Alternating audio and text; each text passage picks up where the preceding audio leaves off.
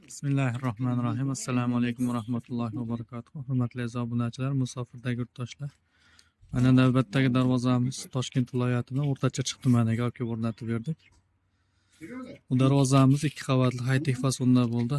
Trenddagi darvozamiz. Bu adashmayotgan bo'lsam bu 4-5-chi juda ko'payib ketdi, xudo xolasa. Insonlarga yoqyapti bu darvozamiz. 2 qavatli.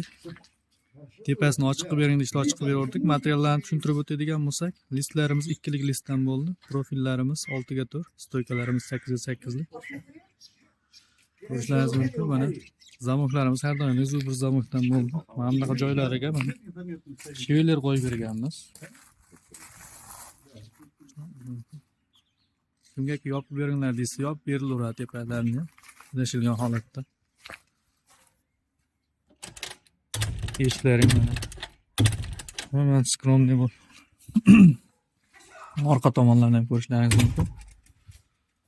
Orqalari ham yana tekis bo'ladi, xudo xolasa, ideal holatda. Mana zamoklarimiz sentr zamok bo'ladi. Hamma joylari ham.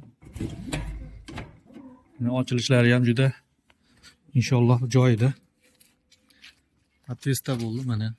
Bak ikinci darvaza.